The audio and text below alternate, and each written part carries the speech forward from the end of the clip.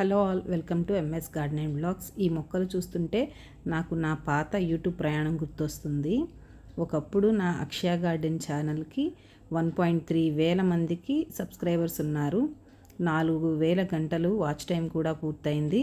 YouTube నుంచి వచ్చిన mails, notifications చూసి చాలా సంతోషపడేదాన్ని.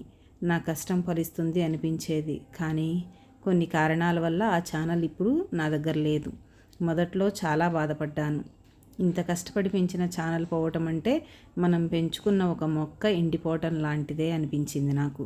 అయినా నేను ఒక విషయం నేర్చుకున్నాను. ఛానల్ పోయినా అనుభవం పోదు, సబ్స్క్రైబర్లు పోయినా మనకు ఉన్న నమ్మకం పోకూడదు. అందుకే మళ్ళీ కొత్తగా మొదలుపెట్టాను.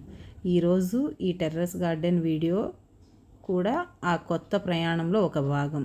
మళ్ళీ మొక్కలతో మళ్ళీ మీ అందరితో నా ప్రయాణం కొనసాగించాలని అనుకుంటున్నాను. అయితే ఇప్పుడు మీరు చూస్తున్నారు కదా, అమ్మవాళ్ళ గార్డెన్లో మొక్కలు ఇవి. అమ్మవాళ్ళ గార్డెన్కి వచ్చాను. అవన్నీ మీకు చూపించి నా బాధ మీకు చెప్పుకుందామని అనుకున్నాను. ఇప్పుడు చూపించేది బ్రింజల్. ఇది మునగ. ఇంకా మరిన్ని వీడియోలతో మీ ముందుకు వస్తాను. ఇప్పుడు చూపించేది కూడా అమ్మవాళ్ళ దాంట్లో మునగ 3-4 ఉన్నాయి. అయితే అది ఇప్పుడు చూపించేది compost, dry compost, vegetables compost అమ్మ స్టోర్ చేసింది. అది నిమ్మ.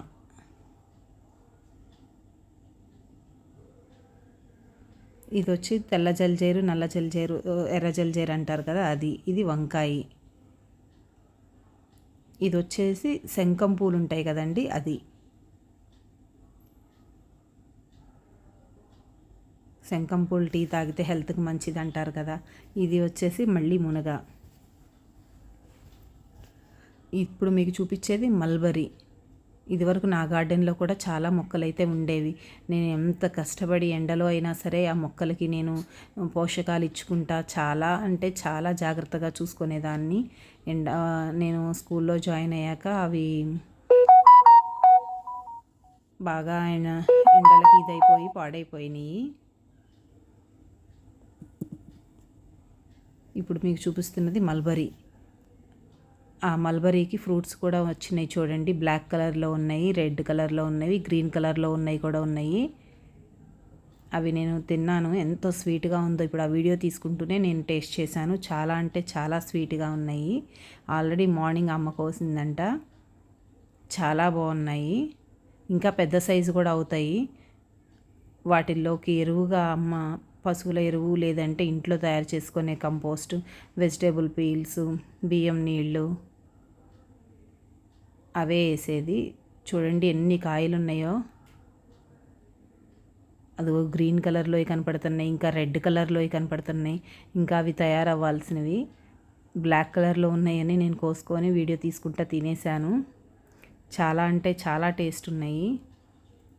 అయితే నా ఈ కొత్త ఛానల్ను కూడా మీరు ఆదరిస్తారని, నా ఛానల్కి సపోర్ట్ చేస్తారని అనుకుంటున్నాను. మళ్ళీ నాకు అసలు మీరు నమ్మరు, అసలు నాకు ఇంట్రెస్ట్ పోయింది ఛానల్స్ మీద, యూట్యూబ్ మీద ఇంట్రెస్ట్ పోయి వదిలేసాను. ఒకనొక టైంలో వదిలేసాను. వాటిని వదిలేసి మళ్ళీ నేను కొన్ని రోజులకి ఏమోలే స్టార్ట్ చేద్దామని చెప్పి మళ్ళీ స్టార్ట్ చేసి ఇలా మీ ముందుకు వచ్చాను. మరిన్ని వీడియోలతో మీ ముందుకు వస్తాను. ఇప్పుడు మీరు చూసేది అమ్మవాళ్ళ సందులో, ఇంటి పక్కన ఉన్న చిన్న సందులో ఉంది దొండతీగ. మొత్తం ఆ దొండతీగ అయితే కింద మొత్తం పాకింది. పొన్నగంటి ఉంది, కరివేపాకు ఉంది, పసుపు మొక్కలు ఉన్నాయి. పసుపు కొమ్ము నాటిందమ్మ. కరివేపాకు అయితే ఇత్తనాలు పడి చాలా వచ్చినాయి. దొండకాయలు అయితే చాలా అంటే చాలా వచ్చేవి. కరివేపాకు చూస్తున్నారు కదా ఎంత ఫ్రెష్గా ఉందో. మీరు నా ఈ ఎంఎస్ గార్డెన్ ఛానల్ని కూడా ఆదరిస్తారని, ఈ ఛానల్ని కూడా ముందుకు తీసుకెళ్తారని నమ్ముచున్నాను. చూడండి గేటుకు కూడా పాకేసింది దొండతీగ. ఇది అమ్మ వాళ్ళ ఇంటి పక్కన ఉన్న చిన్న ప్లేసు. దానిలో కూడా అమ్మ చాలా రకాలైతే వేసింది. Thank you.